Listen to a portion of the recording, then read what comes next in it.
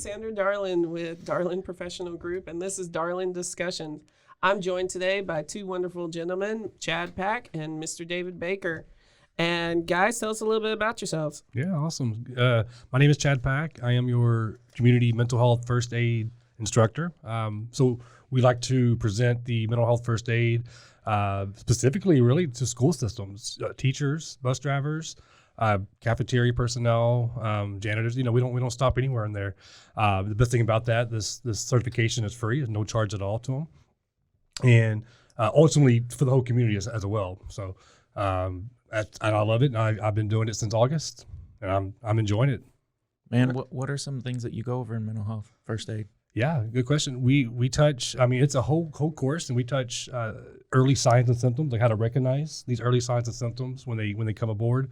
And even if you miss that, we go into the worsening signs and symptoms Of what?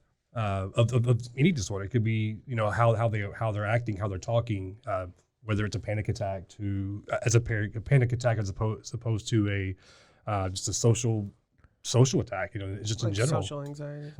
So if I were to participate in this course and become certified, would I be able to learn about various mental illnesses and disorders, substance abuse? What about suicide? Yeah. So the thing about this course is we're not teaching you to diagnose, right? So it's more the lines of recognizing these signs and symptoms. And yeah, we touch suicide. I know it's a touchy subject for most. We get directly with the suicide questions. We don't go around the bush, and we do touch on psychosis and which is your favorite. It is my favorite, man. And substance abuse. I mean, all that is packed into a day course. And I say a day, it's like really half a day to a day. And it's very vital, and you get certified. And it's good. We give you a little certificate for it. Yeah, and you get this really cool action plan that teaches you how to not only recognize those signs, but then what, man? I see it. Mm-hmm. I know something's going on, but what am I going to do to help, right? And so just like with first aid, it teaches you to recognize the symptoms and then help and aid that person, knowing that somebody else can come along beside you or after you and really do the deep work, but at least get somebody the help and attention that they need. That's right, because they say really 1 in 5 do have that some sort of disorder. Yeah, and that's a lot. All right, to take your 5 friends.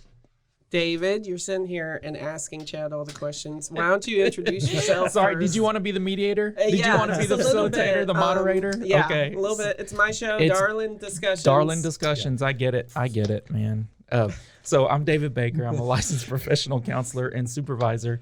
And so in my current role, I provide mental health trainings like youth mental health first aid, trauma-sensitive schools, substance abuse training, trauma and grief, to the public school systems here in our area.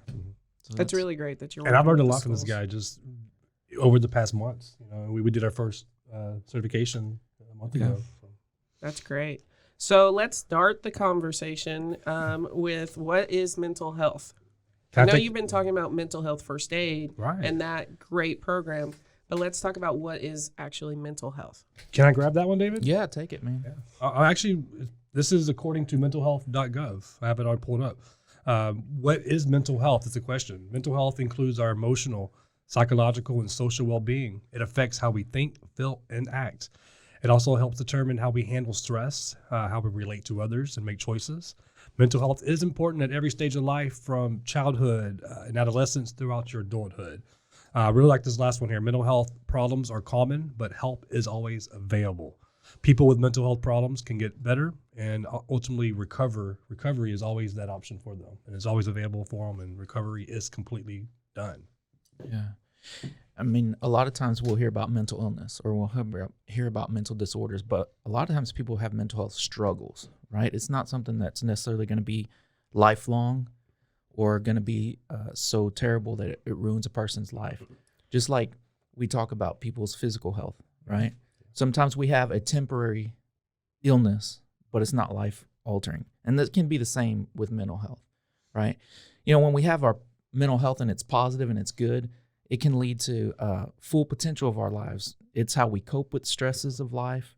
It's how we work. Darlin professional group wants to help people be successful, wants to help employers be successful in who they hire and have a successful work group and work team. Mm-hmm. And work productivity is huge when it comes to positive and mental wellness, right? Mm-hmm. If we're healthier mentally, spiritually, cognitively, our thoughts are and we're able to focus, we're going to have better productivity. It helps us make meaningful contributions to our communities, right? And our relationships. Yeah. And so some ways to maintain positive health is get help if you need it, right? Whether that is through professional help, whether that's a mentor group, whether that's one of the three of us, right? Whether that is a peer group or a faith community or some sort of other self-help group that you can go to, staying positive, staying physically active, thinking about the positive things going on in your life, getting enough sleep. That doesn't sound, that's a bright idea right there, Dave. Get some sleep. Yeah, get some sleep, eat. There's a great acronym called HALT. When you're thinking about when you're going to react to an emotion, are you hungry? Are you angry? Are you lonely? Are you tired? Like, is that what is driving your emotional response? I love that. Yeah. I have like a t-shirt that has something about like, sorry, I was angry. I was just hungry or something. Like I got a matching shirt for me and my dad because we do that all the time. Like, just feed us. You know, like that. Right. Then we'll be over it. I'm angry. Shirt's coming soon. Right. So it's HALT. Before you react, before you have an emotional reaction, are you hungry? Are you angry? Yes. Are you lonely? Are you tired? Right. Wow. Right. And so, and so getting enough sleep, getting enough nutrients, getting a bottle of water, right? We started with, hey, let's have some water, and developing coping skills. And that's what programs like Youth Mental Health First Aid or Mental Health First Aid or ASK or groups like the professional group, that Darlin Professional Group, or individual counseling can help you do. So what I'm hearing is like mental health's not just for people who are having psychosis. By the way, psychosis is having hallucinations, delusions, or bizarre thoughts, things like that. It's just in case you were like, what is psychosis? Anyways, so it's not just for people who are having psychosis or, people that we're like, oh, that person's crazy. He's crazy. Yeah. Yeah. It's not just the crazy. It's for everybody. Everybody is somewhere on that spectrum of mental health. I mean, my goal one day is to be considered the crazy uncle. Right. Okay. Yeah. Or maybe the funkle, like the fun uncle. The funkle. There it is. The funkle. You could be the fun uncle. Yeah. I'm going to be the fun uncle. The funkle. Yeah. That's coming soon, maybe, or? Well, I'm an uncle. I just don't know how fun I am. Okay. Yep. Okay. Back on. All right. Back on well, subject, so like you were saying, the focus of Darlin Professional Group is to help people improving their mental health at the workplace. And so when talking about mental health at work, the question comes into what makes a great employee. And I asked David particularly to join us today because your focus is on children and adolescents. And who we hope will be working one day. Yes, let's hope. Yep. This is when people are starting to build their ideas for careers and their work ethic, if any. And so my question to you, David, is what do you think sets a good foundation for an employee? And are there any theorists that you think speak to this topic? I don't know. That's a good question. I mean, you better say Donald Super. Oh, Donald Super. Yeah, he's a pretty good dude. Yeah, he's done some great work, man. I think he's like well known or something. But yeah, no, there's this guy Donald Super. He's got this model of he's career. Calling in right now. Yeah, model of career development. I told you guys when we hit it big, he's gonna be calling in. No, he's got this theory of career development, right? And he starts with children, right? How do children develop in a way that will promote being a good worker, joining the workforce, doing well? Ideas like curiosity, right? And how do we help develop curiosity in children, right? We encourage them. Hey, oh, that's cool. What is that? Or we help by explaining to them what things are. If we see them playing with something, we may depending on what age they are, what stage of development they are, we might give them the words to describe it. Right. Or we may allow them to touch and feel and play with things. Yeah, like infants and toddlers, they're all sitting there and touching and tasting everything. Everything goes into the mouth. They're really curious about the world around them, trying to figure out what's going on. But when you think about, they're trying to figure out what career they want to be in too. They're looking at everything that they see, everything that everybody does, and whatever they're exposed to. Like, I know my daughter, she's only exposed to like the teachers at school, the people at her church, and and me and a couple of my friends. Like, that's all she's really getting exposed to. She's not exposed to a bunch of different careers, really. Yeah, well, and even that is, especially within the last 2 years, I won't mention the word, but in the last 2 years, we have not been exposed to as much as we have in the past. Right. And so we've been exposed to something. Well, yeah, right. But it's easy as parents, as easy as caregivers, as adults, to want to protect children. Mm-hmm. But part of the way that we learn is through the process of sometimes it's failure, sometimes it's hurt, but sometimes it's success by allowing them to do something for themselves, right? So a child or a young person can be curious about something, but we may think, oh, we know better for you, don't do that. Right. Or we're going to protect you from that. And so what we do, the next step is, so you're curious, but the next step is, are we going to explore? Are we going to have exploration? Mm-hmm. Well, if we are hindering that exploration because, they're curious, they made that first developmental milestone. I'm curious. I want to know what this is like. But somebody's holding me back. I can't go explore. Right. Right.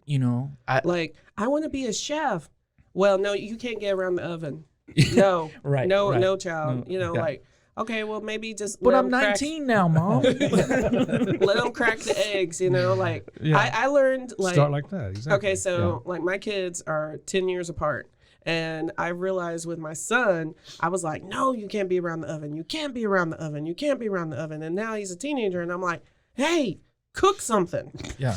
And he's all like, no. No, what it really was is women are in the kitchen, son, go outside and mow the yard. No, no, he won't mow the yard either. That's a different podcast. But we may need to do that one. Right. Yeah, that's a different part.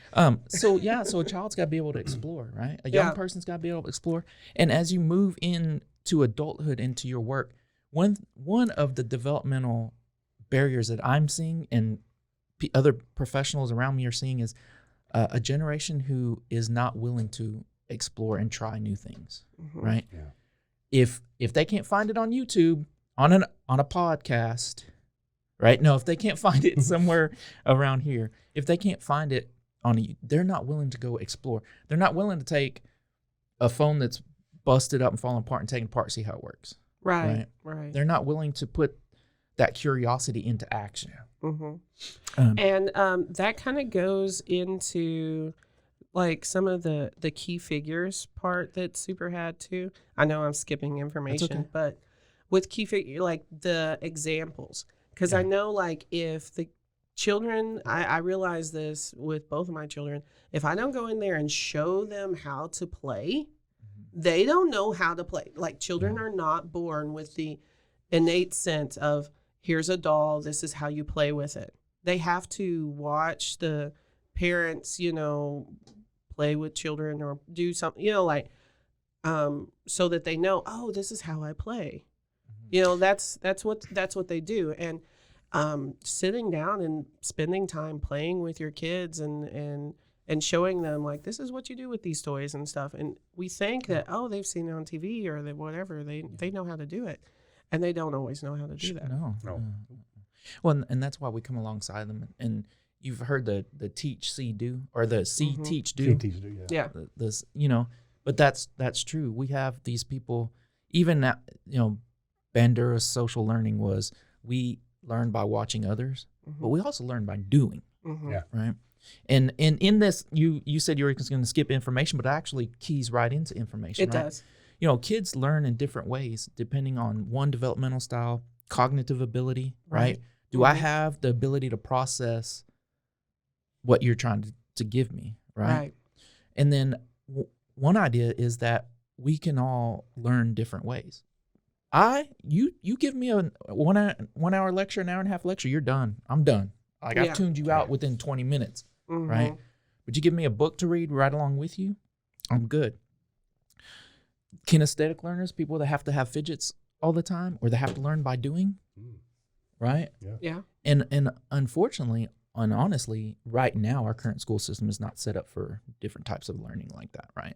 Right. It's either a lecture or it's now it's a get in front of your phone, get in front of your computer, right? You know, which and we've lost that. It does incorporate a little bit more of the physical, them doing a little bit of something, but not as much as they need to be doing for those hands-on learners.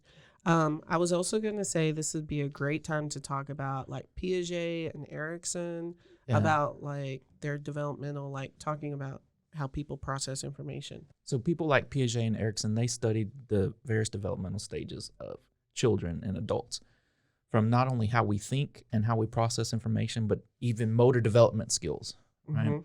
And why a 2-year-old, when you show them the face of a bear, they can describe the face of the bear. But when you turn the bear backwards, all they can describe to you is the backside of that bear. Right. They cannot describe what the face of the bear looks like. And they don't understand why you see a face and they see a backside.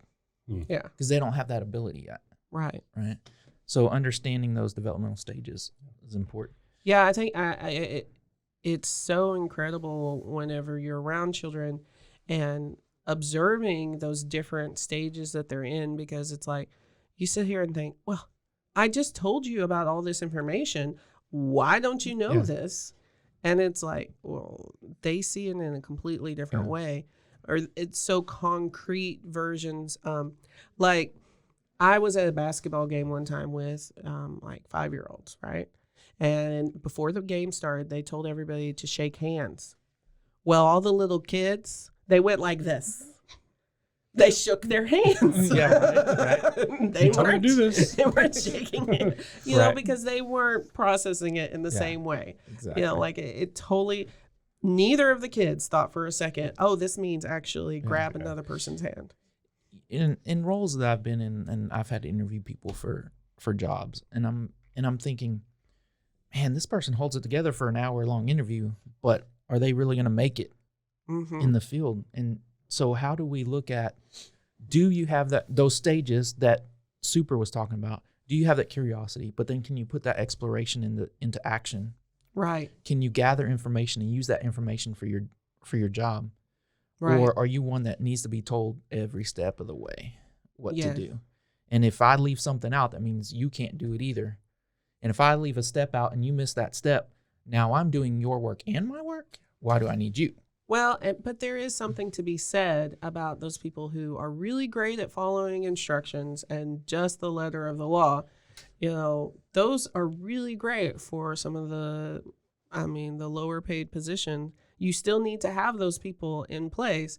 But yeah, for the more managers and supervisors, they need to be the people who have more of that exploration, that curiosity, who can say, okay, yeah, I see this and I'm going to fix it this way. Yeah. So that goes into putting the right person in the right position based on their skill set, based on their developmental abilities, right? Yeah. And so it might not even be a matter of pay scale. It's a matter of putting the right person in the right position for their unique abilities and skills and strengths.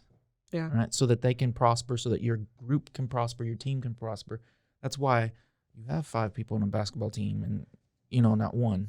Yeah. That's true. And those against people the on other the 5. basketball team need to be able to follow the coach without question. Yeah. Right. And they're getting paid a lot more than we are. But you know what? I've been in situations where people are afraid to ask questions and they mess up. Yeah. Or they overthink because they don't have the confidence to know, because maybe they've been stifled in that exploration stage. Like, if I do this, maybe they've been told, don't do that, you'll mess it up. Instead of, I'd rather you mess it up.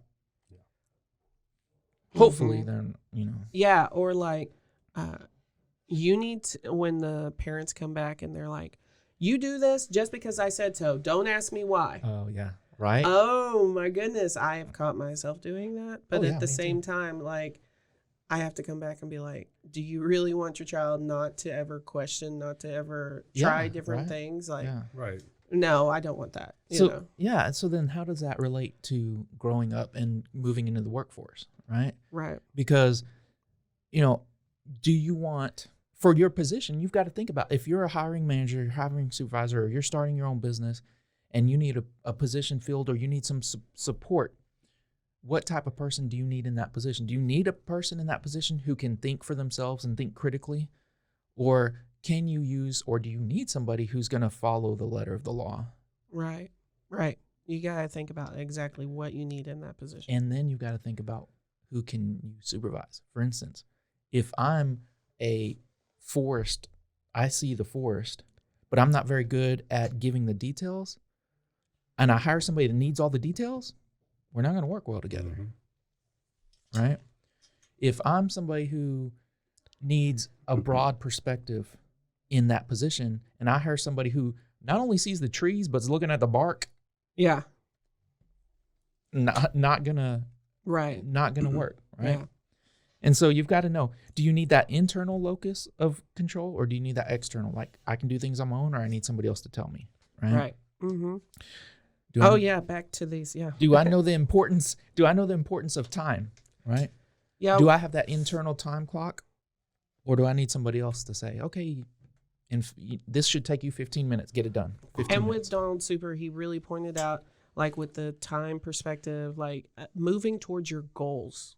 You know, like having that ability to say, hey, I'm working towards this and I am doing things to achieve towards these goals. Mm-hmm. And that's really important, you know, and kids need to learn that super early because it helps you all throughout life, you know, being able to move towards goals, and especially in the workplace, you know, like, are we working towards achieving a project, or are we just lollygagging and talking and hanging out? Which right now we're lollygagging, talking, and hanging out. No. I think this is important. Because it's fun. It's good. It's fun. But what do you need from your employee? Yeah. I like that analogy you use of the forest. That's really nice. The forest, yeah. I'm a forest guy. Should we call you Forrest? Run, Forrest, run. We were both thinking. You're a woodsman, you know? Yeah. I've smacked into a couple trees that way. So, that might have been why I got in the field I did. Oh, okay. Perfect. Well, it fits you perfect, man. Yeah. It works. All right. So, and then the next thing was the self-concept. Like, how you view yourself is something super important for employees. And especially, like, I think in the interview process, whenever somebody's coming in and if they don't feel very good about themselves, if they're depressed, if they're anxious, they're not going to be able to do very well in that interview. Right. And I think that's so important before you go into an interview. Maybe get some help on that if you don't have that. Yeah. And children, they develop their view of themselves so much when they're young, you know, and from their parents and their peers. I mean, obviously, it's more from the parents when they're little, and then as they become adolescents, it's more from their peers. So, that's a huge part of growth and development is trying to figure out, you know, do I follow my parents' path or grandparents' path or aunts or uncles, whoever's taking care of us, right? Right. Or do we define our own path? And as we get older and you get into your teen and adolescent years, you start to withdraw a little bit from the parental figures and go more with the crowd that you're hanging out with, right? But that's natural to do. Mm-hmm. And that's some of the things we talk about in mental health first aid, right? Is looking at what is typical for an age group versus what is starting to be some of those warning signs and those worsening signs. Oh, Chad, tell us a little bit about that. Yeah, so I mean, basically, you know, you're going to have your typical and warning signs. So if you do see these, whether it's your family member or friends or kids, you know, whatnot, you know, this course we take a step back and you analyze it. You know, is this a common thing? You know, are there is it happening currently reoccurring occasions? You know, so you kind of get all those into effects. and we can have a course here today. We can definitely, me and David can go ahead and get our books out. Let's do it. Let's do it. No, just give me an example of like, okay, so we're talking about kids right now. Tell me if there was a 17-year-old, all right, and tell me something that would be a warning sign that you would know that his self-concept's not very good. His self-esteem's pretty low. Mm-hmm. Like, give me a warning sign for it. Because 17-year-olds are really hard to read. Yeah, they are. Yeah, and, so I guess I can go back to my Waco Center for Youth Days, because, I personally don't have any kids myself. So, and I'm, and my family has smaller kids. So working with them, so you definitely see a lot of things. So it could be a nervous tick, something that, what I'm saying is if they see something that makes them a trigger, you can prevent that from happening. So something, and they do talk to you. They open up, at least the ones that I've spoken to and worked with, and we come together and I'm able to see these before they actually happen. That's because you're just so magnetic. Yeah. Yeah. They're just like, oh my God, Chad, you're so cool. Chad, what's up, bro? Yeah. No, sir, we don't do that here. Oh, bro, what's up? No. Don't tell my, team leader. But what if what we talked about, if they might withdraw from parents, because that's natural to go with their friends. What if they start withdrawing from their friends too? Yeah, right? And that's what I was going to get to. Then if they start withdrawing from their friends, as a typical teenager, you're going to go through a lot of ups and downs and changes. That's facts. Mm-hmm. And we all went through that, Yeah. No matter what the situation is. No, dude, I was walking on water. And everyone's different. So we all have our different lifestyles. And I'm not saying any of this is wrong. We all grew up in poverty, or some grew up in richness. Some people grew up in grandparents or cousins. So they're going to take different actions. And it's just, and they take that and they present it with their life, and that's why they get placed in this. And that's why it's so hard to tell, like, is there something wrong? Yes. Or is this okay? But you're saying, like, if they totally withdraw from the people that they even normally talk to, then that would be a sign. Okay. So teenagers out there, like, keep talking to your friends. Okay. So, and the last thing that Super talked about with children is like planfulness. And again, I think that was more towards like working towards your goals and having a plan in place that like, okay, we're doing this, we're moving forward. So that was a lot like time. Planfulness. Perspective. And here's the thing: how many people in professional roles or not professional roles change their majors? Oh my goodness! Right here, right? I think I heard something one time that said like, the average American changes their profession like 7 times. Yeah. 7 times. In their life, yeah. Well, and you know what else is? It's changing now, but man, there's nothing wrong with going to work as a plumber, or there's nothing wrong with going to plumbers make good money. Right? We need every position out there. We need those. So we need the Chick-fil-A workers. It's okay you didn't go to college for that. I need y'all to go work at Whataburger. Amen. I need that. Like, you talk about coping skills. It's not good for my pants. It's not good for my belt. But man, it's good for your mental health. A good Whataburger and a Diet Coke. Chad knows my Diet Coke. A good Whataburger and a Diet Coke. He had 2 today, this morning, 2. Well, Chad, too about... That's because I was riding with you, dude. I needed the extra. You know about my Chick-fil-A. Chick-fil-A, oh my goodness. Yeah. Like every day I drive across there. But you don't do the sauce. You don't do the Polynesian sauce. Not the Polynesian sauce or the Chick-fil-A sauce. I use the ranch. But anyways, it's a whole nother conversation. Mine's the honey barbecue. Okay, there you go. You gotta get that Jesus chicken. Right? Calories don't count. Buy it on Saturday, then we can eat it on Sunday. Right. That's it. Right? Saturday night, right before they close. Yeah. There you go. And you're good. You got your Sunday. You got your Jesus chicken. Jesus chicken. That's a new song. Was it Newsboys? Jesus chicken. I'm just making it up. I'm just making it up. Newsboys one day is going to contact us and be like, we're just going to start name dropping. According to Newsboys. I'm just kidding. At Newsboys. Okay, so sorry, we're way off now. Yeah, totally way off. But Donald Super had some great ideas. They were super. Super. Way to go, Donald. That's super. Super. Can we call him Don? Good job, Don. Good job, Don. Super Don. Yeah. Yeah. I was gonna say that. Oh my goodness, poor Donald back in school. Like I can't Super imagine. Don. So while people were going through these stages, poor Donald was getting picked on. And I'm planning for you. this is why he became a therapist later on. As I said, he can relate to them. Like, well, because that happened, I am Super Don Super, whatever. Okay. Everything is for a reason. So the point of today was about talking about all these different stages and so setting a great example for kids, being there for kids and letting them explore their creativity and their self-esteem is very important so that the future generations will be great employees. They'll have great mental health. Whether they're at work or home or wherever. Right, guys? Right. I always say kids are our future. So you do upon them what they will do upon their young, you know? But also for us nowadays is like when we're thinking about like all the issues we have, maybe considering did we foster this or did our parents foster this in us when we were kids? And, you know, how can we help ourselves in that way? Maybe we're not exploring anymore. Maybe whenever we're thinking about changing our career, are we exploring other careers? Are we thinking about that?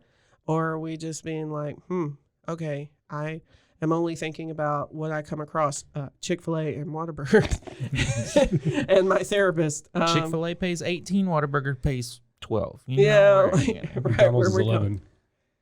Okay, there we go. Like, this is, we know the prices for how much they're paying right now because we've thought about it. Yeah, right? Facts. Right. So, I have a master's degree and I'm making 18. I know. And then it's like, I could be a manager at Chick-fil-A for 22. Oh, yeah, I think I'm going to go there. But anyways, not trying to promote at what point Chick-fil-A. does all this get edited out first? But you know, kids are our future, you know, so yes. I rely heavy on that. And I working at Waco Center for Youth just taught me that. That was just a great job. Yeah. Is that where you were working before you were working here? Many years ago, prior, but it opened my eyes. That's my first encounter, I guess you can say, with the mental health genre in that facility and professionals. And, you know, I wasn't even going to school at that point for that. Mm-hmm. I absolutely loved it. It was great just to help them out and getting their feedback. Okay. And the education system right now is I mean, kids are there 8 hours a day, right? Right. They're the majority of their waking time, and so much mental health help and support is needed in the education system. And so props to the teachers, to the counselors, to the bus drivers, to the cafeteria workers, the sanitation folks. I mean, everybody. Behavioral health aides. Just You know, I always thought that the janitors at my school when I was growing up gave me more mental health help than anybody else. Now, there was one that everybody made fun of because he had a whistle. If you're from Snyder, you know what I'm talking about. But the rest of them were always like, they taught me, you know, to be respectful to people. They would talk, you know, like taught me a lot of things that my grandparents taught me to, like enforce that, like about shaking people's hands, being polite to people in the hallways, because they were always the ones that were there and saw things when the teachers didn't. Yeah. You know, it was the janitors hanging out in the hallways, making sure everybody's like, throw that away. Yeah. I see you, darling. Yeah, like, don't be holding hands in the hallway. You know, respect yourself, you know, like, and just, it was always great that they made such an influence in my life, even though they didn't have the degrees or anything like that. So anyways, thank you guys for all your comments. Thank you. Keep hitting my notebook. Sorry for all that sound. Appreciate you inviting us. Yeah, thank you for having us. It's always good to see you, good David Baker. Great Chad back. This was great, and it was really funny, and I hope the listeners enjoyed all the laughs too. Yeah. And I bet they're all hungry after listening to this. Watch, next time we show up, they'll know when we're here, and they'll have Chick-fil-A and Whataburger. Heck yeah. Sweet and spicy bacon burger. I'm just saying, that's my fave. Double meat cheeseburger, mayonnaise, ketchup, only large fries, Coke Zero. Yeah. Coke Zero? Yeah. Okay. He is all about the Coke Zero. It's weird. Anyways. Okay. Delicious. I just drink water, y'all. So I used to say I could eat a hamburger and french fries 3 meals a day, and I looked like it too. So I had to drop to like once a day. We definitely appreciate you inviting us here and sharing our experiences first off, Yeah. and knowledge, and expressing, you know, how I greatly appreciate mental health first aid to Yeah, be presented. let's put a last plug in for our businesses. So, Darlin Professional Group, we help with workplace training of mental health and also do individual counseling. Chad does. Chad Pack, I do my mental health first aid instructor for youth, for adults. So it's available out there. David Baker, I provide mental health supports to public schools. I also do individual counseling, and I supervise LPC-Associates. Like me. Like Cassandra. Yeah. Who are up and coming mental health professionals. Yeah. Doing great things like this. So thank you, Cassandra, for having us. Yeah, thanks. And thank you for doing what you do. Yeah. Thanks. Everybody just like, we'll That's sing a wrap. Kumbaya. Yeah. That's a wrap.